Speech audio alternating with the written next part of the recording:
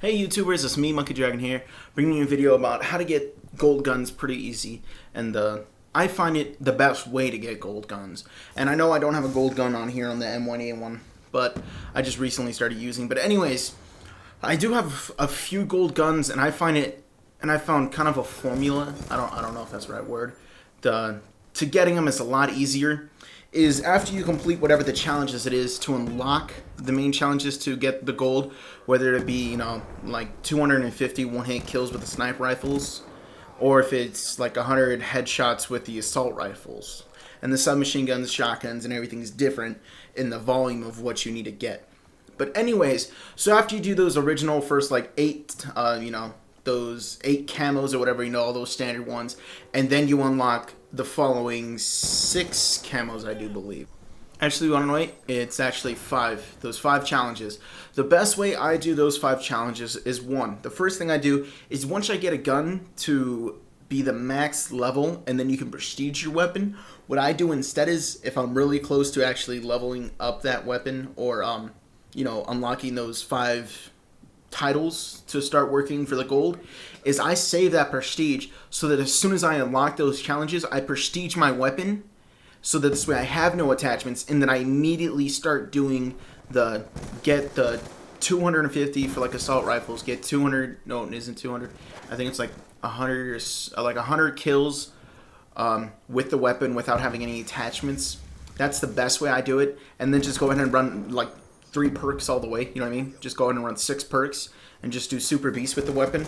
And the reason why I say don't do have no perks on and have no attachments on, and people say, well, you're completing 2 challenges at one time, it's really easy. No, it's really hard, because now you're running with a weak weapon and a weak character that has no attachments, no perks and everything. So now getting all those other challenges done for the camos, getting the 5 kills without dying 10 times, getting the 10 double kills, getting 10 long shot kills. With the long shot kills, it doesn't really matter. Just use the weapon and you'll eventually get it. And then there's those three. Those 3 are a lot easier if you tackle those 2 opposing challenges at opposing times. Where you get the kills with the weapon without having any attachments and just run 6 perks. Just go ahead and do that. Get that out of the way. Because then when you're running 6 perks, you're more than likely to get the double kills and the 5 kills without dying while you're doing it. Because I usually end up only needing, once I've done both sides, after I completed the total of like 100 kills with no attachments, and after I completed 100 kills with no perks, I usually need about 2 long shots and then maybe like a double kill. That's all I'll need left. I don't have to worry about, getting the 5 kills without dying. Because now you're not completely weakening yourself. It's already one thing to not have any attachments on your weapon, but to have no perks on your character so that you can't run around and, be more sneaky or something, that's already hard enough, personally for me. So why make it even that much harder? Because then you're going to struggle to get the 100 kills, because if you're doing them at the same time, you're going to struggle to get the 100 kills without attachments and the 100 kills without any perks, because you're going to be at a disadvantage at every single gunfight, because a lot of people will be running dexterity just to pull up their weapon really fast and shoot you, and you're like, if only. And then people are going to have quick draw, stalker, or actually stock. They're going to be having all these good stuff while you're running around with nothing. That's really, really making yourself vulnerable. That's why whenever anyone asks me what to do, I always tell them, just tackle it one at a time. Because then not only are you struggling to get those kills, you're most likely not going to be getting the double kills and the bloodthirsty medals, which is pretty much 5 kills without dying. So if you tackle them one at a time, it may quote-unquote take longer, but it really won't. Trust me, it really won't. I can usually get that done in about 10 games. I can usually get all the things done in 10 games. That's about the average for me to get all those things done. Because then as you're working on them, you're not running around completely defenseless. Because you'll have a super beast weapon when you're running no perks, and then just run like sensor grenades and concussions, you know what I mean? Just really max out your weapon.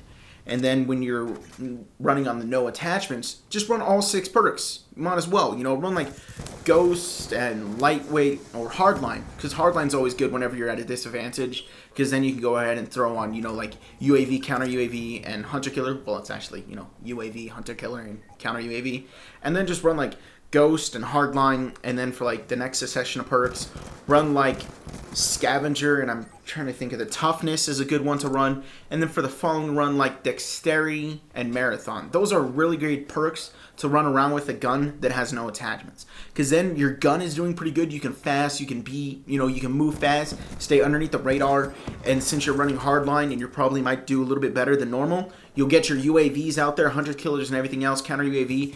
And since you got that counter UAV, since you're not having a silencer, you can stay off the minimap. So that's what I choose whenever I'm running a gun with no attachments. But keep in mind to also get those titles out of the way, to also get the golden titles.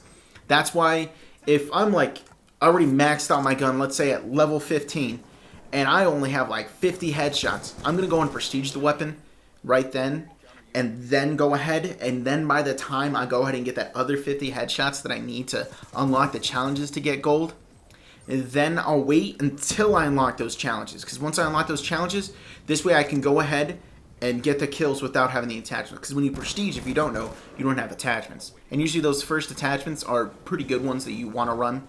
So you might as well go ahead and wait, because then after you complete those challenges, after you go ahead and get the 100 kills with the weapon without having any attachments, by then you'll already have you'll be like level 7 with the weapon, depending whether or not, it's a sniper rifle or a shotgun or something, or a weapon that has low levels. But like an assault rifle, you'll probably be like level 7.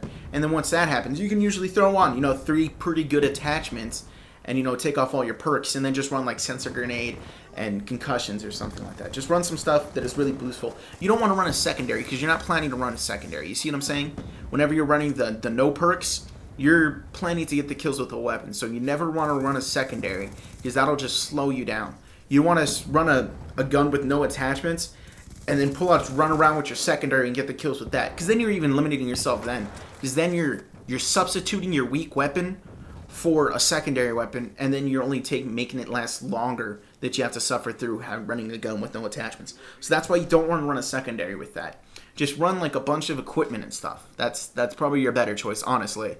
And yeah, pretty much just whenever you're running the no perks, run a 3 attachment weapon, and then whatever you have left, go ahead and run tacticals and lethals. Sensor grenade is pretty good and useful, and either concussions or like black hats. Just run something that'll really help you out. So yeah, so remember, when you're running no attachments, go ahead and run all perks. That's the best thing to do. And when you're running no attachment, or when you're running no perks, run all attachments and all tacticals. No lethals and stuff that you get the kills with you, because you're not trying to get the kills with the lethals. You're trying to get the kill with your weapon. Always keep that in mind, because if you get that and you get a whole bunch of kills, and the reason why you don't run high kill streaks, not even high kill streaks. The reason why you want to run Dragonfire and all that stuff is because you're not trying to get kills with the kill streak. You're trying to get kills with your weapon. That's why I say UAV, Hunter Killer. Hunter Killer because it'll get you a kill and maybe get you your counter, or it'll take out a UAV or something. That's why. And counter to obviously keep you off the radar. So that's always a good thing. Okay, guys. So yeah, I'll do just like a quick review. So remember, try to prestige your weapon at the time of which you unlock the challenges, so that you can go ahead and not have to suffer through, oh my goodness, my gun has no attachments, oh no. And when you could have been just doing that while you're running your gun with no attachments. So try to keep that in mind. So try to do that. So anyways, guys, I hope this video helped you. So like the video if you liked it, subscribe to me if you want to see more of my videos. Don't forget to tell your friends about me. I'm Monkey Dragon. That's all I got, guys. Peace.